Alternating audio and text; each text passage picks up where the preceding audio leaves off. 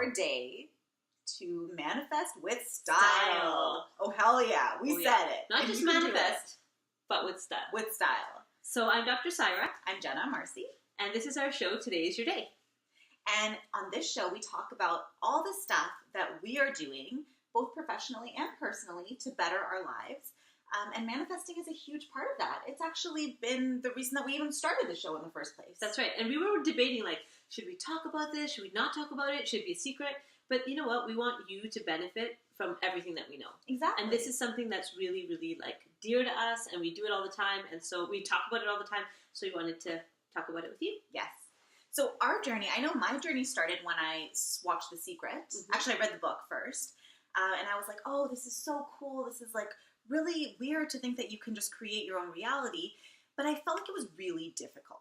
I was like, oh, I have to constantly think about this one thing, and that's all I can think about, and I'm not allowed to think about anything else. And it wasn't working. Mm-hmm. So I was like, why isn't it working? Mm-hmm. What am I doing wrong here? And for me, when I watched The Secret, I thought it was really like, took me to this altered space, and I'm like, wow, that was incredible, and you know, all these other people could do it, so I can do it. And then my life kept on like not matching to my desires, right? So I thought like, well, I'm thinking about all these good things, so I'm going to get them. But then I wasn't seeing results, except for like once in a random time. And I couldn't figure out when am I doing it right? When am I not doing it right? And then I think that people tend to blame themselves, right? Because you're like, oh, well, they said it was so easy on The Secret, and I'm doing everything I can, and like it's not working, so I must be doing something wrong, or maybe I just don't deserve what it is that I want to get. And that is exactly what you're doing wrong. It's thinking that you don't deserve it. Well, you know what I used to tell myself? Well, I guess it's just not in my soul's journey to be happy and successful. So like we make excuses, tricky one. Excuses, right? Like, oh, you know, like I have something to learn here, and that's why it's a struggle, and it's all bullshit. Because we've been telling ourselves for a long time that life has to be a struggle, and the only way you're going to get all the goods that life has to offer is if you first struggle and toil and have turmoil and just do everything the hard way, right? Because that's how successful people become successful. But here's the thing. I've been learning about the generations. So, you know, like the baby boomers and the millennials and the Gen Xers and all that. And what I've learned is that part of the problem is that the people who are like coming up now, so people in their like 30s and 40s and 20s, the role models have been people who worked really hard, right? But working really hard in these days doesn't actually necessarily give you the same payoff. Like an example would be Uber, right? Mm-hmm. Or Airbnb. So here's these companies that don't actually own any brick and mortar anything. Like they don't own hotels, they don't own cabs, but they make millions of dollars. Yeah. Right? So the way that the world is changing, you don't actually need to work that hard. And even for our parents' generation, they didn't need to work that hard. They just weren't really ready to believe it. Yeah. You know? When you believe that you need to work hard in order to get a payoff, then you will work hard to get that payoff. If you believe that it's going to be easy and that you're going to get the payoff just because you're on this planet and your purpose is joy, so you're going to get the payoff that you want anyway, then you cut out that whole middle part. Right. You don't need to do the work. It doesn't have to be so hard all the time. Which is difficult for people to hear. Oh my gosh. Like when you hear that life doesn't have to be hard, first of all, you think, well, what the hell have I been doing this whole time? Like if what you're saying is true, then I've wasted however many years of my life. Right? And then you think, this is bull. Like nobody that I know who is rich and successful and famous and happy has just gotten there like that. Right. But how many people do you know that are rich and famous and successful? You're not hanging out with those people, are you? No. You're hanging with other people that are telling you it's hard. That's what we used to do, right? Yes. And so I think that the secret is really to get in touch with your emotions to the point where you recognize when you're not feeling good, so for the sole purpose that you can correct it and go to a place where you are feeling good. And this is not just in one area of your life. It's not just like if you're feeling good with your career, then your career is going to take off. You have to be happy with yourself in the knowledge that everything will work out at the end, and even sooner than that, in every area of your life, meaning no bad talking people, no criticizing others or yourself, no complaining about your partner or about your family. Or about the traffic or the government. Just let it be. And because when we complain, whatever we talk about, whatever we think about, that's where our attention goes, right?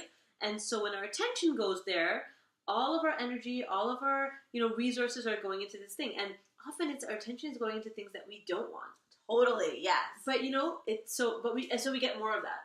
Because the law of attraction just says that whatever you focus on, the law of attraction will assume that's what you want, and that's what you'll get. So if you're constantly focused on how long it takes to get places because of the traffic, you're going to find that it takes freaking forever to get anywhere. Yeah. Regardless of what's going on. And that's because that's what you're focusing on. Mm-hmm. And when you focus on how, it's so nice to live in such a beautiful city, whatever city you live in or whatever town you live in, you'll start noticing the beauty in your city, right? So what you look for, it works in relationships, right? Oh my God. Really well in relationships. So what happens in relationships is that we think, my partner, they're just never home on time, for example. They're always late coming home from work.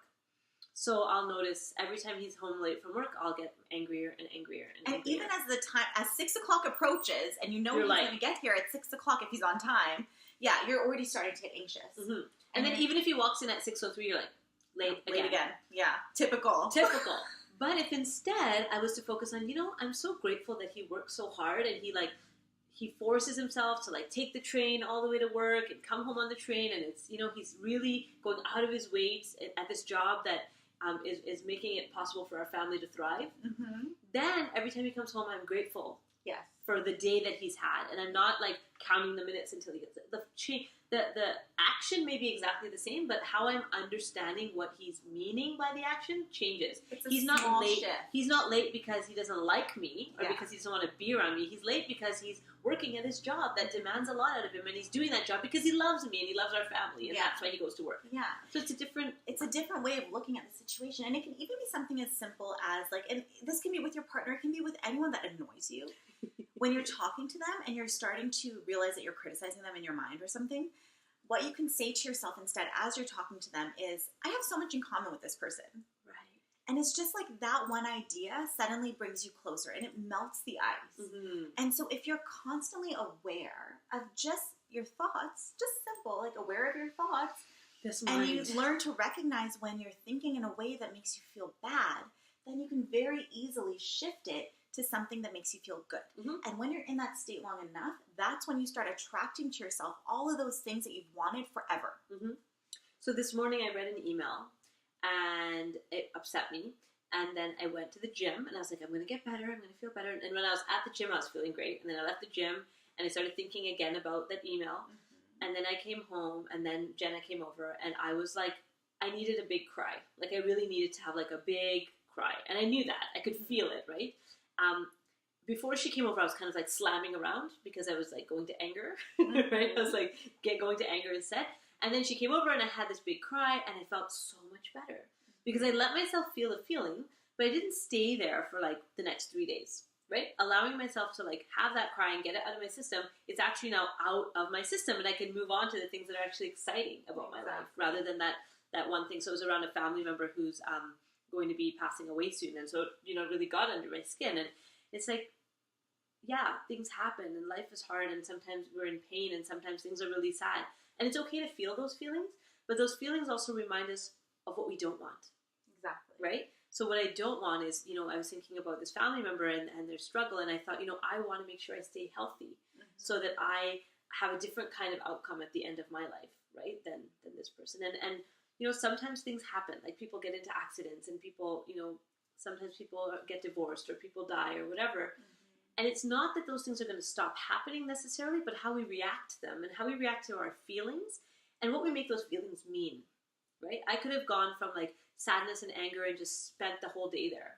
And I've done multiple days there. Right? And you've probably done that too, where you spend a day or a week or a month just feeling bad and not. And the worse you feel, the worse you feel, the worse you feel. It doesn't ever get better. And the problem is, sorry to interrupt you. No, yeah, that's good. The problem is that, so let's take movies, for example. Mm-hmm. We've all watched movies where everything falls apart for this one character, and they're in the depths of despair. They are just heartbroken. And then, because they're so heartbroken, something happens that magically changes their life. Mm-hmm. And I know that for me, when I was growing up and I'd be in these heartbroken depths of despair spaces, I would think, where is this person who's going to come and change my life? Mm-hmm. Where is the situation? Where is my acceptance letter to this place? Or where is my magic wand? Mm-hmm. Where is that thing that's going to come save me?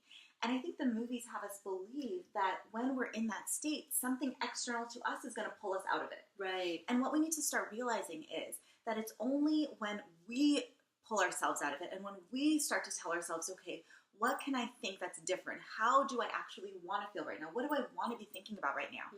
That's when good things start to happen. It's not through despair.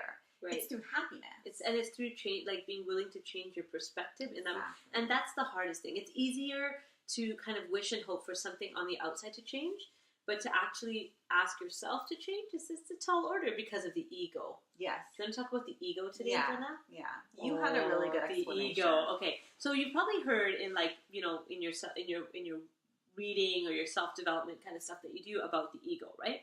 So there's lots of different definitions of the ego, but the one that I found the most interesting, and it kind of gives me that visual, is one that I learned many years ago from a guy named, let's see if I can remember his name. Nah, it'll come to me. Christopher, I don't remember. Sorry, whoever you are. We'll put it in the comments if she does remember. Oh my gosh, he's going to bug me now. Okay, it'll come back. De la Huerta. Christian de la Huerta. Ooh, that's his name. Nice one. Beautiful name. So he taught me this particular concept of the ego. And so what it is that, think about the ego like Pluto, right? So there's a solar system in your inner space and there's Pluto. And Pluto's like way out there, somewhere in this, like we don't know, is it planet? Is it not? What is it? It used to be a planet, I don't know. Something, right? Like something out there. And if you think of that round planet, it's cold, like it's not connected to anybody else. And it has these really like long reaching arms because it's always wanting to take and grab and have. It has no eyes and no ears because it can't really see and it doesn't want to hear, but it has a big mouth. It just like talks. It's always telling you what to do. And the ego is trying to like pull all the other planets and make it rotate around it. The ego wants to be the center of the solar system. And our job is to remember what is at the center of our solar system, which is our spirit, right? That human spirit that we have, our soul, whatever we call that. That should be at the center, right? Our divine consciousness or a connected self or a higher self. When that's at the center, like the sun, then the ego has a natural space. Because the ego can actually be helpful. The ego is really good at like checking off your to-do list, right? Managing your tasks, making sure that you stay alive. The ego is good at that stuff. Yeah. And we need the ego because if we didn't have an ego at all, I wouldn't know where I stop and Jenna begins. The ego helps us individuate from other people. But where the ego is flawed is where it actually doesn't allow me to connect at all with Jenna because that might threaten my survival and so my that's safety. where you start to feel competition. You start to feel jealousy. You start to feel like you're not enough or like someone else is not enough. Right? So the ego tries to separate as much as possible in order to feel superior. Right, and to feel safe. Right? And so the ego doesn't like change. It doesn't like us trying new things because then, we could be in danger. Or we could feel small, which the ego doesn't like. Yeah. So the idea in this kind of visioning of the ego is to allow the ego its space. It's not about killing the ego or destroying the ego. It's about accepting that there's a part of us that is built for our survival. And it's an important part. It's a tool that you can use. Right. That you should use at some point in time. Give it a job, right? Give it a job. Like the ego's great at like organizing your sock drawer. Poor ego. Stuck with all the crap jobs. Folding laundry very precisely so it all stacks really neatly. It's good at perfectionist types of tasks. So things in your life that doing your taxes. We need the ego for that. Yes. But where you'll hear the ego is basically any time in your life where things are going awry or where things are going really good. Really good. So when things are going really, really, really good, the ego starts to feel like maybe you won't need it anymore, right? Because if you recognize you can function on your own, then the ego will die. Right. So when things are going really good, you might have actually experienced this where you have like a really great weekend or a really great week or a really great month. And then suddenly everything falls apart. And we might label it as self-sabotage. And it is in a way because it's the ego trying to pull you back down. Right. So that you start to listen to it again. Because when things are going good, you're listening to that inner source, right? You're listening to that other part of you. Right. That godly part. Right. You're not listening to the ego at that point in time. And so how does that relate to manifesting? Well, the ego will tell you manifesting is a bunch of like it's a load of crap. Yeah, it's not a real realist. Thing. It's a realist. Like it's a reasonable and rational, and it'll say it's like if you can't see it or touch it or taste real. it doesn't exist. Right. And so that the ego is something we have to be aware of when we're starting our manifesting. What Abraham calls launching our rockets of desire. Right. So when we have these kind of big wishes or these big visions for life, and we're thinking about this, we're getting excited about those, the ego is that part of us that will say, well, you know, you don't really deserve that, and that's not really realistic. And you've never had that in the past, so why would you think you can have it now? And, you know, other people, you know, they've worked really, really hard for it. You're going to have to do a lot of hard work if you want that, or whatever. The ego will tell us all these stories. So our job is to just say, okay, that's what you think. That's fine, but I'm not going to listen to that voice. Yeah, and that is the most important job in manifesting, because when you can learn to disregard that voice that is going to seem so loud at times, it's going to feel like it's taking up your entire being. It's not. When you can learn to disregard it and just listen to that part of yourself that's telling you that you're worthy, that's telling you that everything's going to be okay. Everything's going to be okay. Listen to that part of yourself. That's when you start to manifest these crazy, amazing things that you would never have believed. And they feel effortless, right? Completely effortless. Can you tell us about your truck? Tell us about your truck. The truck. Anything that feels hard is the ego. Yeah. Okay? If it feels difficult, you're listening to the ego. If it feels bad, you're listening to the ego. When it feels good, when it feels easy, you're listening to that other part of yourself. That is right, because it wants the best for you, and it's actually pulling you. It's pulling you against the ego's will to the best part possible of your life. Right. Right? And if you're feeling like the emotions are a great indicator of whether you're listening to your ego or not your ego. Yes. Yeah. That's what I'm saying. If anything feels bad, it's the ego. So if you're feeling sad or depressed or lonely or frustrated or irritated or angry, then there's probably that ego voice that's saying you're not enough, you don't deserve this, it's never going to happen for you, you know, you're on the wrong track, you're not doing something right. And when you listen to it and let it settle, you will find more thoughts that will add to it. So if you listen to a negative thought about how you don't deserve something, or you're not smart enough, or you can't make money, or you're sick, or anything, that thought will actually attract to it more thoughts and more thoughts and more thoughts. And pretty soon you will get physically ill, or you will feel a headache or a migraine come on, or, you know, you will break out, or something will happen. It's a manifestation of all that negativity, right? And when you start to think a positive thought, all it takes is a simple shift. I mean, literally in 2 seconds, you can switch from a negative to a positive. You just have to remember to do it, right? So then you start to think a positive thought, and you hold on to that thought. Everything is going to be fine. I can handle this. It'll be okay. And before you know it, another positive thought will come on, and another, and soon you'll be feeling pretty fantastic. And when you hold on to that, you'll notice you won't break out, you won't have migraines, you'll feel energized. Right. And good things will happen to you as if by thin air. Like, yeah, as if a miracle. Yeah. Completely. Exactly. Miracles will happen. Yeah. And the thing is, just like how I was kind of feeling bad this morning, it's not that you're never going to have a bad feeling ever again. Yeah. But when you have that bad feeling, you just let it happen quickly. And then put a timer on it even. Yeah. Oh yeah. So we were talking about like Oprah was talking about her mom or her grandma used to say to her about getting in the bath, right? So you get in the bath and you can have your big cry, or you be frustrated or have your negative thoughts, but when the water gets cold, you get out and it's done. Yeah. Right? So and the purpose of that story is that to give yourself a really practical, limited amount of time, because otherwise, if your mind, your heart doesn't have that space, you'll start like bawling at work, or start like screaming at your kids for no reason, or whatever. And so this way, you have some time carved out in your life where you can just, and that might be, you know, coffee with a friend, or something where you say, you know, I just need to vent for 10 minutes, and then move on to something else. But here's the important thing: you can vent all you want, but recognize that every time you do it, you are actually building a wall between what you have and what you want. Right. Right? Because there's no way to talk about a negative story, no matter how right you think you are, no matter how wrong you think someone else is, no matter how unfair you feel like it is, there's no way to talk about and think about that negative story and still be able to manifest effectively. Right. So every time you tell that story, just notice and recognize that you're doing it at a risk, right? Because then you're going to have to climb out of it. Right. And I know, and I told Saira this morning, I had this situation where I had completely let something go.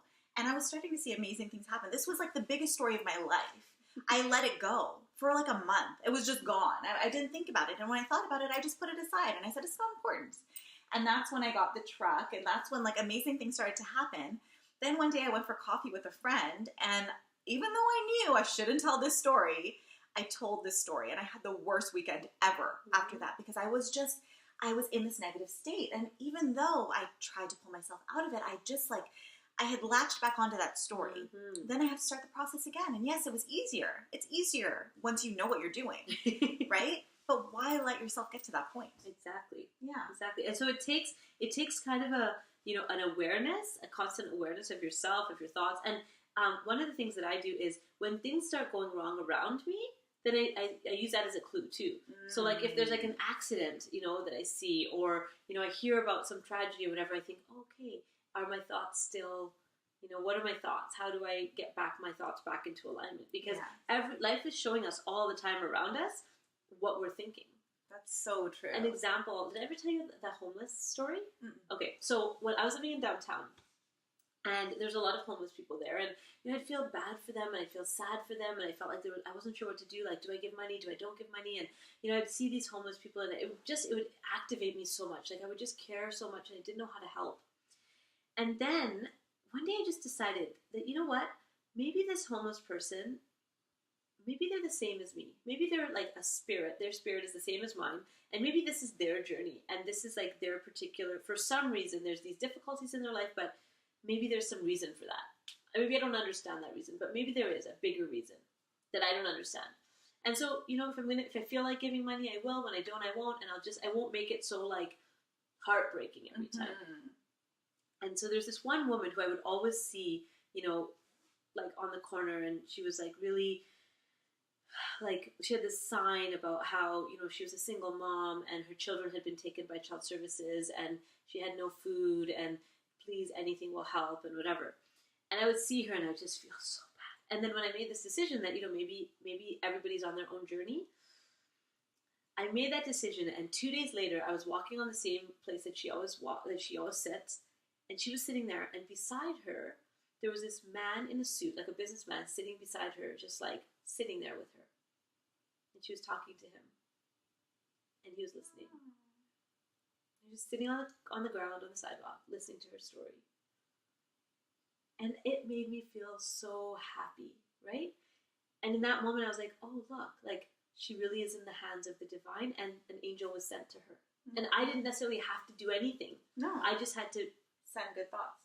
And I just had to take the pressure off of myself to fix the problem. Totally. Right? Like homelessness is not a problem I can fix myself. Yeah. But now every time I see homeless people, I send them love and blessings and courage for their journey. And it's not about, and sometimes I give money, sometimes I don't, just depending on how I feel that day.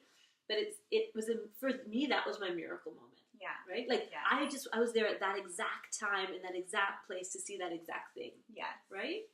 And it's the same with anyone in your life, because when you get embroiled in someone else's problems, guess what? You take those problems on and your life is going to reflect those problems. Right. So I'm not saying don't be there for the people that you love, but be there in a way that you are protecting yourself and you're sending them as much love as you can, and recognizing that no matter what you do, they have to be the ones to do the work, just like you have to be the one to do the work in your own life. Mm-hmm. So send them videos that you think will help. Send them this video. Send them, articles that you think will help, and be there to listen to them. But don't get caught up in it to the point where you're talking to other people about it and where you're thinking about it when you don't have to think about it. Right. We think that we're doing them a favor, but if I took on Saira's problems and Saira took on my problems, our lives would just have double the amount of problems.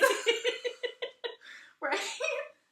So what we do instead is we remind each other what's good in our lives. We encourage each other to talk about what's working. And yeah, every so often there's a vent session, because sometimes you need that. But we very quickly change it to like, okay, what are we grateful for? What's working well? Totally. Right? And what do we want? Mm-hmm. Because we can talk about what we don't want. And you'll see it show up all the time. It's great. So the life but not the way you want it. Right. And the life you have right now is because of the hundreds and thousands of choices and thoughts that you had before today. Yeah. And it created the life you have right now. And so the life you're going to have next week or next month or 5 years from now is going to be the life that's the hundreds and thousands of choices and thoughts that you make from now until then. Right. And you can't change the past. No. But you can definitely have some impact on right now. And what happens is when you become happy and joyful and content, and you start to see the beauty in everything around you, then what they say is that your vibration starts to match the vibration of all the good things that you want. Mm-hmm. So what that means, maybe you don't understand what that means, and who understands what that means, We didn't at first. We were like, what? Yeah. Yeah. But what that'll translate to in your life is that you'll start to see things happening really fast. Because till now, chances are you've been living by default. So everything that you've manifested has been by default. Mm-hmm. And most of the time, we're trained to think about the stuff that we don't want because we think that if we worry enough and if we plan enough, then we can avoid all the stuff we don't want, not realizing that worrying and planning for the disaster is actually going to bring the disaster to you, right? So that was all default. Now you get to consciously, deliberately plan out your future. And that future could happen later today. Something that could happen later today. It doesn't have to be like way far away. In the Course in Miracles, it says the only difference between a regular event and a miracle is the passage of time. So a regular event, like if you break your leg, it'll take some passage of time for that to be healed, right? If you break your leg and you add a cast, it'll take a shorter passage of time for that to be healed. Or you could have a miraculous healing where now it's healed. So it's just that passage of time. She said, we're so trained about time from very young that we think it has to take a certain amount of things for certain things to happen. Yeah, right? totally. But my kids don't know that. My kids don't actually know how long it takes for a wound to heal. And they heal super fast. Yeah, because they're just expecting to get better. Yeah, I'll get better. Like the scab is gone and everything's like just gone. It's crazy. Like physical manifestations of just your thoughts. Yeah. Yeah, and it's because the expectation isn't there that this is going to be hard and this is going to be difficult, this is going to take a long time. And nobody else's expectations are there either. Like, I'm doing my best as I can to not put my stuff on them to say, oh, a scab, and that'll take 4 days, and that'll take this, and then. Like, my son got chickenpox, and it was done in a week. Like, it doesn't have to take, whatever crazy amount of time. I mean, now that they are getting that slowly, they're getting the connection between the mind and the body and how quickly things heal. Did you know about the placebo effect, right? And so people can take a pill that they think is a pill that's supposed to help with, like, blood pressure or heart rate or something. And their blood pressure goes down! And the pill didn't, like, it was just a piece of sugar that they ate. Exactly. And that's, that's 50% placebo rate. 50%. Wow. So half of the time. Believers. Yeah, so half of us actually believe that if you really believe in that pill, it'll work for you. Yeah. And so it's about the power of your mind and how strongly you believe in certain things, and then they'll happen. And if you're having a hard time believing, get other people around who get it, who are believing the same things as you, and if you help don't each know other. how to find those people, just like put it out there. Be like, I would really like some help with this. Just put it out there. Yeah. And feel happy for the rest of the day and see what happens, honestly, and tell us about it. And it's incredible. Like, you might just find, like, an article and you might say, oh my gosh, this author really knows what they're talking about. You go to their website and they're, like, exactly talking about what you... And your community, what's really cool is our communities can be, like, these mixed communities of virtual community, in-person community, right? So your tribe starts getting really, really interesting because it's the people you see every day, the people you know from online, the people who you're reading about who don't even know you. Oprah. She's in so many people's tribes. Yeah. She doesn't even know it. Yeah. But yeah, set the intention and then just get out there. Honestly, the most important thing is just how you're feeling right now. Because how you're feeling right now is creating your future. It's creating the rest of your day. It's creating the rest of the month. It's creating the rest of the year. It's creating the rest of your life. So when you're feeling bad right now, what do you do? Exactly. So what do you do? She's like, exactly, do something. Do something. Well, that's it. Just do something different, right? If you're feeling bad right now, if you're feeling really negative, then what you need to do is start to tell yourself, maybe I'm okay. Maybe this isn't so bad. Maybe I can get past this. Maybe it doesn't have to be so hard. Hey, remember those crazy girls on YouTube? They told me that all I had to do was start thinking positive thoughts and start with whatever is believable. And sometimes it will feel like you're telling a lie. That's okay. We lie all the time. Tell it until it does not feel like a lie anymore. Right. Keep telling it. Tell a fantastical story about how your life could turn out. And keep telling that story. And pretty soon it won't feel so fantastical because you'll start to see elements coming into your life. Right. And an really easy place to start is like, okay, well, what is good in my life? Yeah, exactly. And that could be something as simple as, have a really beautiful garden. Right? Or I have really loving parents or whatever. It could be just one little thing that's good in your life. You start talking about that, thinking about that, focusing on that, and you'll get more good and more good and more. That's how you manifest. Totally. You focus on what's working, and that grows and grows and grows. Yeah. Even if it's just one small thing that's working, that's so true. Keep focusing on that one thing that's working, and it will multiply. Like tens and thousands fold. I'm excited for you. I'm excited for us. I know. So if you have cool things, like cool manifesting stories, we'd love to hear them because, like, we have to share these. We're totally obsessed. We have really cool. One day we'll tell you our manifesting stories. Yeah. It's so cool. So yeah, leave us a comment, email us, check out our websites, jenaamarcy.com, talktosaira.com. We have lots of other episodes, so you can check those out as well. And pass this on to others who kind of understand or have an idea about manifesting, but maybe they have some questions, or maybe there was a gap for them too, and hopefully this can help them out. Or maybe they've never even been introduced to it, because honestly, you need to hear about something multiple times before you recognize that it's a valid thing. Right. So even if you have a friend who you think is totally clueless about this stuff, send this to her. It's an easy introduction, and from there, who knows what will happen? Who knows? Watch our Facebook Live? Yeah. We're gonna maybe sometimes we do Facebook Live. We do it almost every week. Oh yeah. Sometimes like every week we do Facebook Live. And so we each have a Facebook page. Yeah. So Dr. Saira and Jena and Marcy couples therapist. That's it, couples therapist. Okay, Jena and Marcy couples therapist and Dr. Saira.